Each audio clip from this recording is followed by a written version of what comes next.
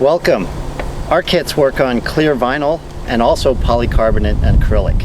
So whether you're working on soft, rigid materials with brand names such as Isinglass, Strataglass, or Regalite, or if you're working on the rigid materials, brand names such as Plexiglass, Lexan, Macrolon, and EZ2CY, which you can now find on window materials as well, regardless of your application, we've got the product for you. A few helpful tips before we get started on a how-to demonstration. The first one is that we recommend always working out of direct sunlight on a padded bench. This is just so that you protect the underside of the material you're working on from any scratches. The second helpful tip we like to give you is that if you're working on a piece of material with some sunbrella edges or a border material, you may want to mask that. However, we have found that with a little patience and a little extra care, it's just as easy to keep right off of those edges with our process.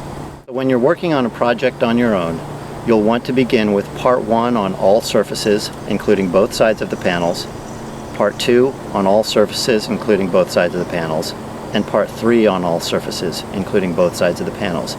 Here for our demonstration today, you'll see us going out of that order. Today we're going to provide a demonstration on our clear vinyl restoration kit.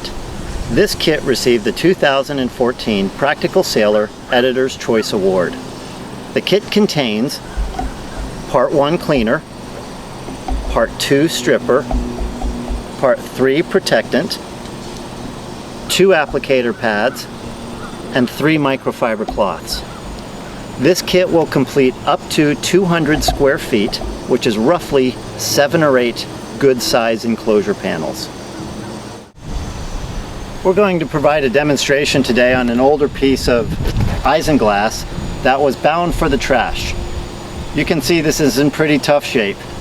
We've put some blue masking tape down the middle so that we can differentiate between a before and after image for you here. And we're going to go ahead and show you a complete start to finish process with our clear vinyl restoration kit. The first thing that you want to do is that you want to flood away large debris, such as bird droppings or salt. Anything that's rough to the touch, you want to shed off first with a hose. The second step that we'll be doing is using our part 1 cleaner. I'm going to prepare my bench here.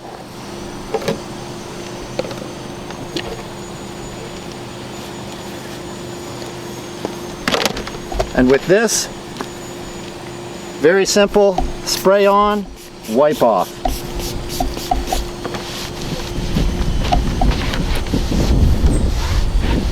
Remember, I mentioned that you'll be doing all of part 1 throughout your project, then all of part 2, then all of part 3.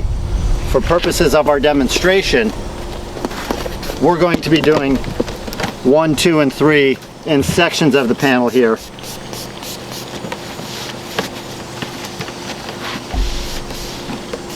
If you find areas of heavy dirt, you can come back and focus a little bit more with a second application.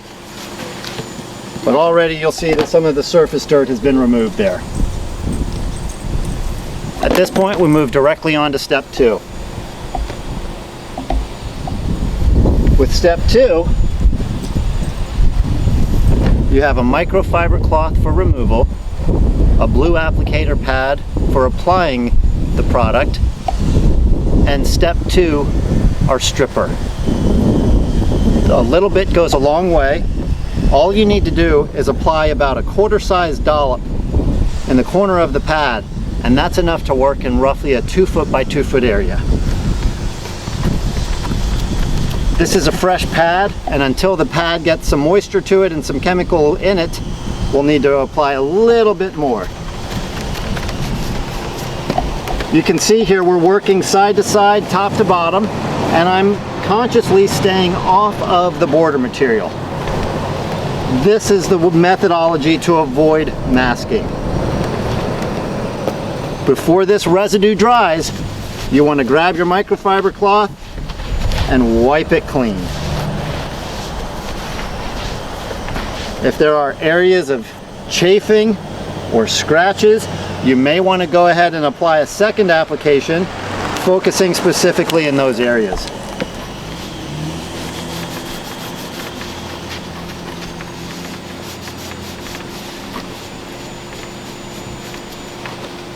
Again, removing the residue before it dries. This is a very, I can feel roughness here. This was a support bar on the enclosure. I'm going to go ahead and give it a third shot. After 3 times, I would recommend that that's probably as good as it's going to get. And this has made quite a difference here. The oxidation and discoloration has been completely removed. There is still a little bit of roughness to the touch, but again, it won't be the first thing you see when you're looking at this older enclosure. So I've completed part 2 on the entire side here, corner to corner. We're going to flip it over and do the same on the back side.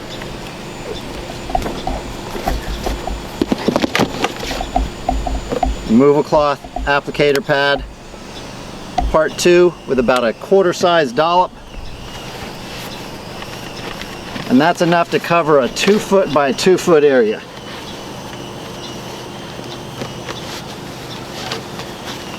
Wiping the residue clean before it dries.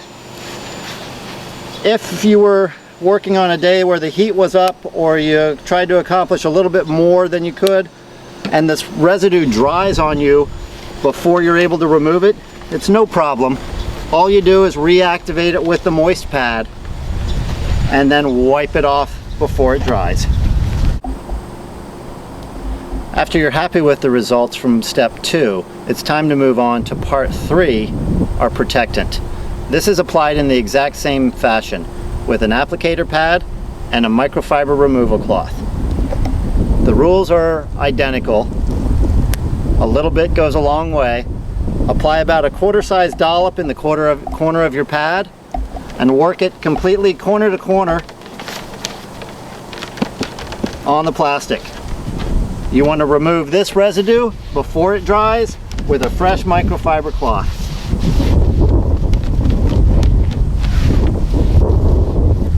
We're going to treat both sides of the panel here again as well.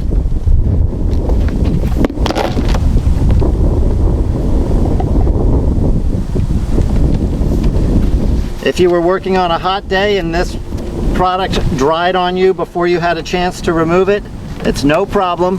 All you do is reactivate it with the moist applicator pad, work in a little bit smaller area, and then remove it before it dries.